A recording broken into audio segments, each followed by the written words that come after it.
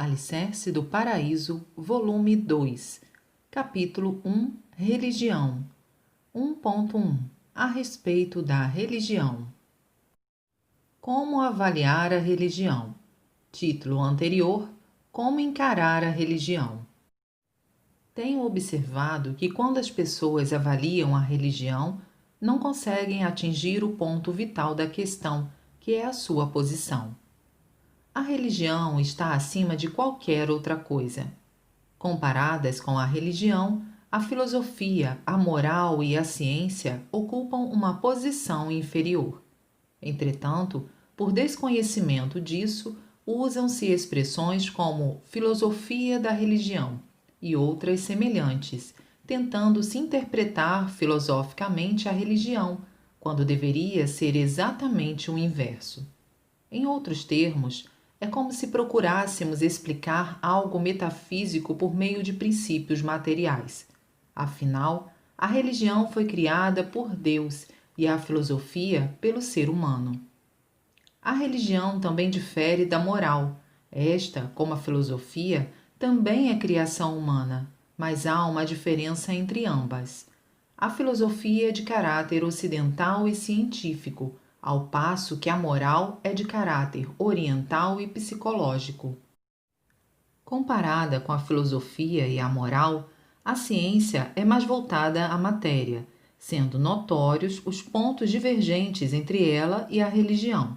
Por todos esses motivos, podemos perceber o quanto a visão dos intelectuais da atualidade em relação à religião está distorcida.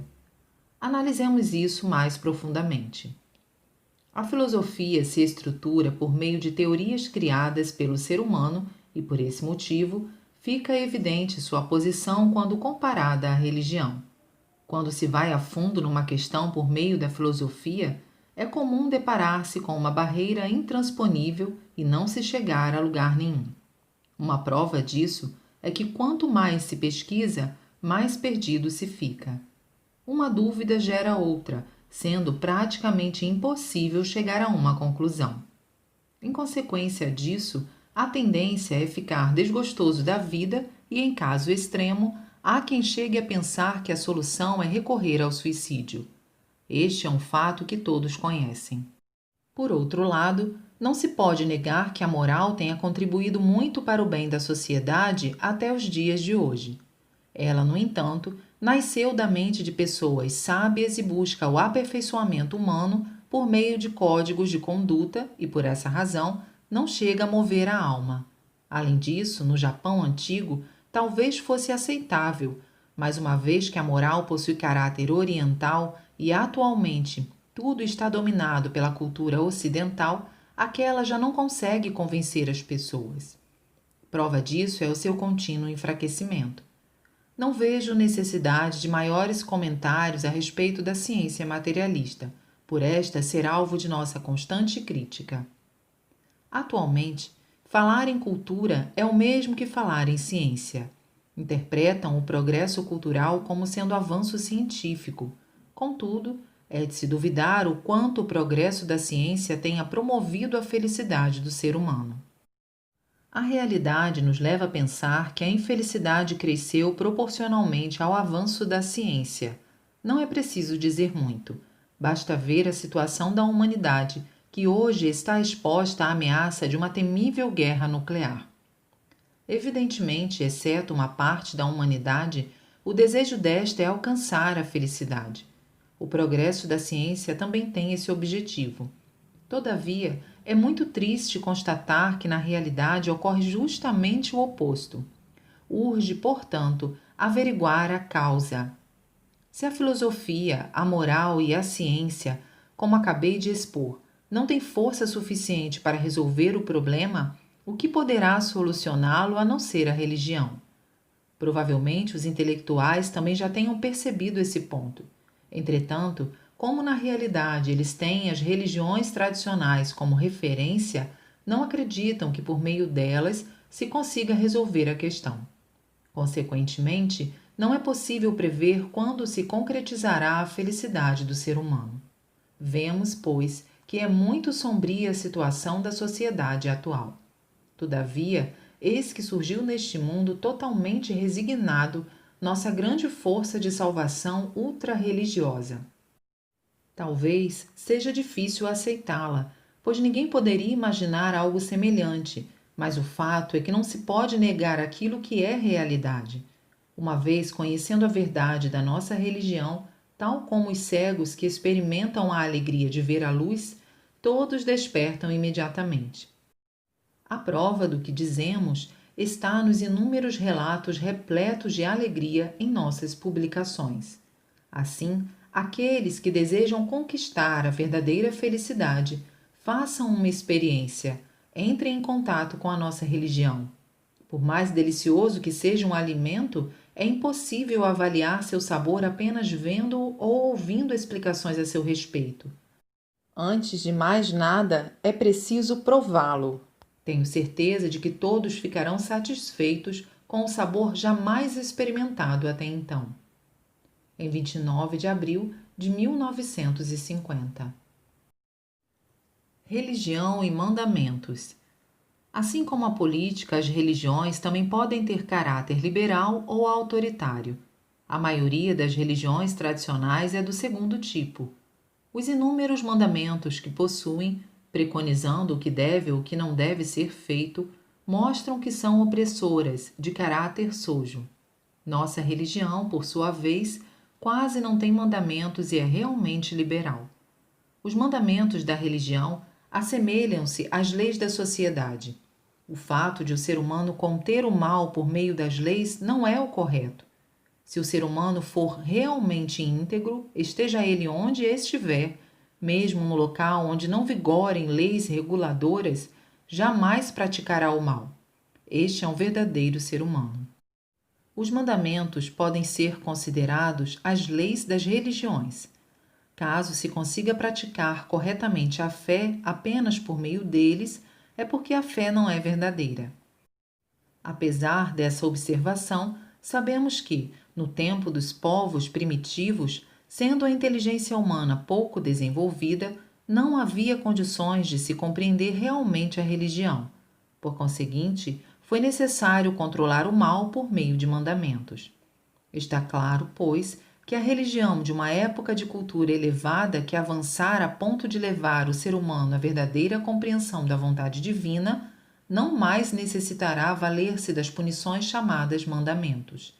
Ela será, de fato, a religião capaz de construir o paraíso terrestre, o mundo de eterna paz. Em 17 de dezembro de 1949. 1.2 Missão da religião. Eliminação do medo. Título anterior: Exclusão do temor. Conforme venho repetindo, nosso objetivo é a salvação da humanidade, o que, em poucas palavras, significa eliminar da sociedade toda espécie de medo. Evidentemente, os maiores medos do ser humano vêm a ser a doença, a pobreza e o conflito. Dentre os três, o principal, indiscutivelmente, é o medo da doença. Nada é mais ameaçador para o ser humano. Certamente, ninguém conseguirá estar livre dessa apreensão enquanto estiver vivo. O segundo medo é a pobreza, que, evidentemente, é motivada pela própria doença. E a realidade nos mostra que, por mais que a cultura se desenvolva, o medo da doença, ao invés de diminuir, tende a aumentar. Diferentemente do passado, as pessoas de hoje têm muito medo dos micróbios, considerando os causadores das doenças. Em vista disso, medidas consideradas adequadas estão sendo tomadas, tais como exame de saúde, vacinação, radiografia, entre outras. Todos os estabelecimentos criados para prevenir as doenças, ou seja, postos de saúde, sanatórios, hospitais públicos e particulares, etc., dispõem de muitas instalações. As imensas despesas e a mão de obra necessária são incalculáveis, e o ônus imposto à população não é nada pequeno. Em seguida, falaremos do medo da pobreza. Sua maior causa, conforme me referi, é a doença. A vultosa quantia empregada no tratamento de uma doença e o prejuízo gerado pela impossibilidade de trabalhar acarretam as maiores dificuldades econômicas para os familiares. E tal situação piora quando o enfermo é o chefe da casa e vem a falecer. Isso certamente constitui uma das causas do significativo aumento da criminalidade após a guerra. Naturalmente, esse fato não deixa de ser uma consequência da guerra, cujos danos são passageiros. No entanto, a doença assume maior gravidade porque os malefícios que ela causa são permanentes. O medo da guerra é um grande sofrimento que pode ser verificado claramente por meio da situação que a humanidade está enfrentando. Isto porque, devido aos graves atritos entre os Estados Unidos e a União Soviética, a situação chegou a um ponto em que uma guerra pode eclodir a qualquer momento. Além disso, nestes tempos em que existe uma arma terrível como a bomba atômica, até mesmo alguns cientistas dizem que, caso se inicie a Terceira Guerra Mundial, a destruição da humanidade será inevitável. Portanto, não é difícil imaginar que este seja o maior medo da humanidade na atualidade. A eliminação desses três grandes medos é a importante tarefa imposta à humanidade. A bem da verdade, até hoje, o ser humano viveu em um mundo de sofrimento ininterrupto. E se realmente Deus existe, seu incomensurável amor não permitirá que a humanidade permaneça por longo tempo nessa situação. Indubitavelmente, esta época de sofrimento terá fim e nascerá o paraíso terrestre, pleno de virtude e beleza. Absolutamente certos disso e imbuídos da mais inabalável convicção, estamos nos empenhando com força total. Que outro sentido poderia ter a profecia de Jesus Cristo sobre a chegada do reino dos céus, a não ser a predição desse acontecimento? Por tudo isso, estou convencido de que a verdadeira missão da religião é eliminar os três grandes medos aqui citados. Em 7 de janeiro de 1950. A verdadeira paz interior. Fala-se muito em paz interior e me parece que as pessoas acham que esse estado se limita ao aspecto emocional. Contudo, essa forma de pensar constitui um grande erro, posto que para se obter a verdadeira paz interior, obviamente, é preciso incluir o fator material. Pensem bem, se houver um que seja dos três infortúnios, doença, pobreza ou conflito, onde estará a paz? Quando as pessoas estiverem convictas de que durante a vida não terão preocupações com doenças, não ficarão pobres e tampouco haverá a possibilidade de se envolverem em conflitos, aí sim elas terão a verdadeira paz interior. Hoje em dia, porém, possuir essas três condições não passa de um sonho, e diríamos que provavelmente não existe no mundo inteiro uma só pessoa assim. Observando ao nosso redor, logo percebemos que nada ocorre conforme desejamos. As coisas desagradáveis sobrevêm sucessivamente e as boas só de vez em quando. O mundo em que vivemos é o próprio inferno. No que se refere à saúde, por exemplo, não sabemos quando vamos ficar doentes. Um simples resfriado tanto pode acabar logo, como também pode complicar e causar uma doença grave. Portanto, não podemos ficar despreocupados pensando tratar-se apenas de um resfriado. Segundo a medicina, os micróbios estão em toda parte, por esse motivo, é impossível saber quando vamos contrair uma doença contagiosa ou quando um bacilo da tuberculose vai nos atacar.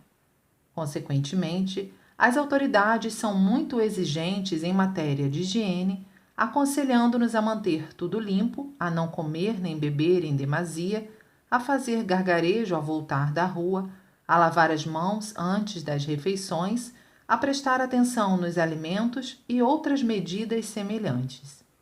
São tantas as advertências que chega a nos incomodar. Levar tudo isso em consideração é o mesmo que viver em uma sociedade assolada pelo medo. Na maior parte dos casos, a pobreza e os conflitos provêm de problemas financeiros, que, por sua vez, se originam da doença. Assim, É óbvio que, se não nos tornarmos verdadeiramente sadios, jamais conseguiremos a tranquilidade absoluta. Talvez as pessoas achem isso inviável, mas se for de fato possível, não será uma extraordinária boa nova? Eu asseguro que é possível sim. A Igreja Messiânica surgiu com tal finalidade e afirmo que, além dela, não existe outra capaz de fazê-lo. Em 10 de dezembro de 1952. Religião progressista. Observando a sociedade atual, constato que não há nada que não esteja acompanhando o progresso. Entretanto, por incrível que pareça, a religião, que tem a mais profunda relação com a humanidade, continua da mesma forma, não apresentando nenhum progresso e tomando até mesmo a direção oposta. Como prova disso, as religiões tradicionais pregam para que voltemos às origens, ou seja, ao ponto de partida de seus precursores. Ora, se devemos voltar ao caminho original, é porque nos desviamos, e caso tenhamos que proceder assim repetidas vezes, significa que não fizemos nenhum progresso. É realmente um contraste em relação ao avanço da cultura.